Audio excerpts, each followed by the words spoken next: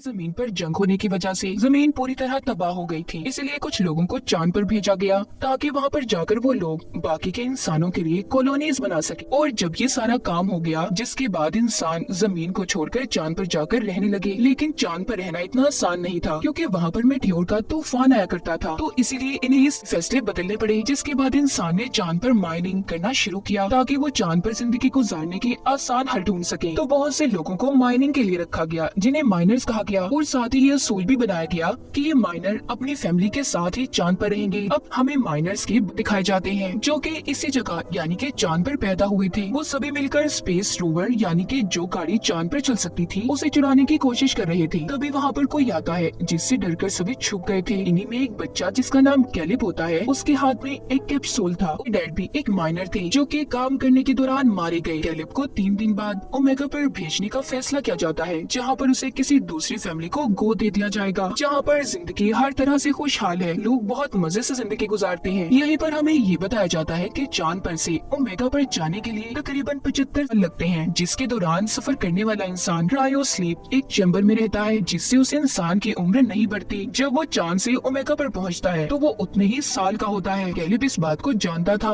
उसे ओमेगा तक जाने में 75 साल लगेंगे। लेकिन कैलिब यहाँ से नहीं जाना चाहता था। वो जानता था फिर वो कभी अपने दोस्तों से नहीं मिल पाएगा। उसे एक लेडी बताती है कि अगले दिन मेटियोर का तूफान शुरू होने वाला है, जिसके बाद तुम्हें ओमेगा के लिए रवाना होना होगा। कैलिब को अपने डैड की बहुत याद आ रही थी। वो याद करता है कि कैसे वो बहुत ऊंचाई पर जाकर यहाँ के बेस में अपने डैड के साथ जाकर बैठा करता था। उसे याद आता है कि उसके डैड ने उसे बताया था कि चांद के उस पार कोई खतरनाक चीज आकर टकराई, जिससे वहाँ एक क्रेटर एक गड्ढा बन गया। तुम एक बार उस जगह जाकर लाजमी देखना। मगर चांद के उस पार किसी भी इंसान को जाना मना था। और जिस कैप्सूल को हमने कैलिब के हाथ में देखा वो एक गार्ड ने उसे दिया था, जो उसे उसके डैड की राख में से मिला था। तभी जब कैलिब बैठा ये सब सोच रहा था तो उसके पास उसके 3 दोस्त आते हैं, जो उसके जाने की वजह से बहुत दुखी थे। इनमें से एक दोस्त जिसका नाम डिलन होता है, वो कैलिब की डैड की आखिरी ख्वाहिश को जानता था, जो क्रेटर के पास जाने की थी। डिलन कहता है क्यों ना तुम्हारे जाने से पहले हम उस क्रेटर को देख कर आए, इस तरह तुम्हारी डैड की आखिरी ख्वाहिश भी पूरी हो जाएगी। लेकिन ये सब कुछ इतना आसान नहीं था। इन्हें वहाँ पर जाने के लिए जिन जिन चीजों की जरूरत होती है, ये उन चीजों को इकट्ठा करते हैं। अब इन्हें यहाँ से बाहर जाने की कोड की जरूरत थी। डिलन बताता है कि यहाँ पर एक लड़की है जिसका नाम एडिसन है।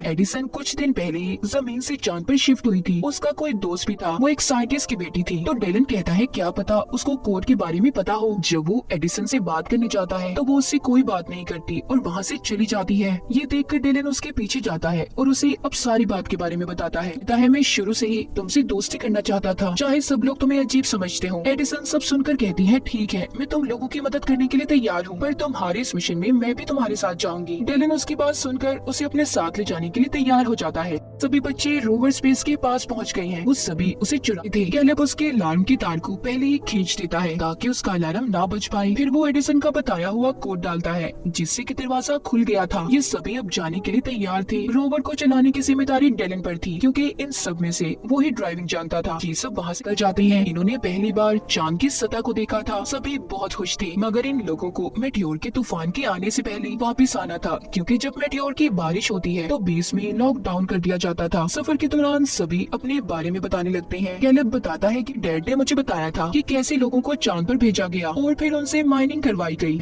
मगर चांद पर रहकर माइनिंग करने के काम को कोई भी इंसान लगातार नहीं कर पाता। जैसा कि अगर वो इंसान काम के दौरान मर जाए तो उसके बेटे या फिर उसके फैमिली की किसी भी इंसान को उस काम को पूरा करना होगा। बस इसके लिए शर्त होती है कि उस इंसान के बेटे की उम्र 18 साल होनी चाहिए। अगर वो इससे कम उम्र का होगा तो ऐसे ही उसे किसी दूसरी फैमिली को गोद दे दिया जाएगा, जो ओमेगा प्लेनेट पर रहते होंगे। जिन्होंने चांद पर भेजा था वो तो हंसी खुशी अपनी जिंदगी ओमेगा पर जाकर गुजारने लगे। एडिसन कहती है क्या हुआ, एक माइनिंग करने का ही तो काम दिया गया था जो सिर्फ 20 साल तक करना है। एडिसन एक साइंटिस्ट की बेटी थी तो उसे असल बात के बारे में नहीं पता था। यहाँ पर डेलन उसे सारी बात समझाता है कि अगर माइनिंग करता हुआ इंसान मर जाए तो उस बेटे को बाकी के साल पूरे करने होते हैं। ये सुनकर एडिसन थोड़ा हैरान थी। अब आगे का रास्ता इन्हें पैदल चलकर तय करना था। सभी अपने अपने स्पेस सूट पहन लेते हैं। एडिसन का सूट इन सब में थोड़ा अलग था और अच्छा भी। खैर ये बाहर आते हैं जहाँ पर ग्रेविटेशनल फोर्स ना होने की वजह से सभी बहुत ऊंची छलांगे लगा रहे थे। सभी यहाँ पर खेलने लगते हैं। एडिसन की नजर जब जमीन प्लेनेट पर पड़ती है तो थोड़ा उदास हो जाती है और जमीन पर अपने गुजरे पलों को याद करने लगी थी। जब एडिसन वापस आती है तो देखती है कैलेब, डेलन सभी एक ऑक्सीजन गैस के कंटेनर की मदद से स्पेस में ऊंचाई तक जा रहे थे। इन्होंने खुद को रोवर के साथ रस्सी से बांधा हुआ था ताकि ये स्पेस हवा में दूर तक न जा पाए। एडिसन देखकर कहती है ये खतरनाक हो सकता है, ऐसा मत करो, मगर उसकी कोई बात भी नहीं सुनता। जब ये सब कुछ कैलेब का एक छोटा दोस्त करने लगता है तो झटका लगने की वजह से उसकी रस्सी टूट गई थी, जिस वजह से वो स्पेस हवा में दूर चला गया था। ये सब देखकर कैलेब और उसके बाकी के दोस्त ऑक्सीजन सिलेंडर लेकर उसे बचाने की कोशिश करते हैं। इसने मुश्किल से अपने दोस्त को बचा लिया था, मगर इन सब में उनकी बहुत सारी ऑक्सीजन खत्म हो गई थी। इनके पास इतनी भी ऑक्सीजन नहीं बची थी कि ये क्रेटर तक पहुंच पाते। सब बुरी तरह से फंस चुके थे। तभी कैलेब को याद आता है कि उसके एक दोस्त ने बताया था कि कहीं पर एक आउटपोस्ट है, क्या पता इन्हें उधर जाकर ऑक्सीजन मिल जाए। ये बात सुनकर कैलेब का दोस्त बोलता है कि मैं वहाँ पर नहीं जाऊंगा क्योंकि मेरे भाई ने मुझे बताया था कि उधर भूत रहते हैं। ये बात सुनकर डेलन उसका मजाक बनाने लगता है और इसी बात पर दोनों की आपस में लड़ाई हो गई थी। ये देखकर कैलेब जोर से चिल्लाता है और कहता है क्या जितना वक्त साथ रहने के लिए बचा है तुम ऐसे ही लड़कर उसे बर्बाद कर देना चाहते हो। इस बात को सुनकर दोनों ने दोबारा से दोस्ती कर ली थी। खैर ये उस आउटपोस्ट पर पहुंच जाते जिधर बहुत अंधेरा था। उधर इन्हें इंसानों की परछाइयां भी नजर आती हैं, जिसे देखकर सभी डर गए थे। लाइट्स जलाने पर इन्हें पता चलता है कि वो कोई इंसान नहीं बल्कि पुतले थे और ये कोई आउटपोस्ट नहीं बल्कि एक ऐसे घर का मॉडल था। ये चांद पर रहते तो ऐसे घरों में रहा करते। खैर वहाँ पर इन्हें थोड़ा सा खाना और ऑक्सीजन मिल जाती है। रात भी हो गई थी, इसीलिए सब इधर ही रात गुजारने का फैसला करते हैं। डेलन अपने बारे में एडिसन को बताता है कि मेरे डैड मुझे अकेला छोड़कर चले गए। एडिसन भी अपने बारे में बताने लगती है कि मेरे मॉम डैड की डाइवोर्स हो गई थी, जिसके बाद मेरी मॉम मेरे भाई को लेकर ओमेगा प्लेनेट पर चली गई। मैं बहुत अकेला महसूस करती हूँ। सब लोग सो गए थे मगर कैलेब और एडिसन अभी भी जाग रहे थे। कैलेब एडिसन से बातें करने लगता है। वो कहता है कि मेरे डैड की मौत के बाद मुझे मेरे दोस्त डेलन ने सहारा दिया। मेरा सब कुछ है, मैं ओमेगा पर चला जाऊंगा। डेलन बिल्कुल अकेला रह जाएगा, तो इसलिए मेरे जाने के बाद हमेशा उसके साथ रहना। मुझसे वादा करो एडिसन। उसने भी कैलेब से वादा कर लिया था। जब सुबह होती है तो ये लोग दोबारा से अपना सफर शुरू करते हैं, मगर अब इनकी रोवर की बैटरी खत्म हो गई।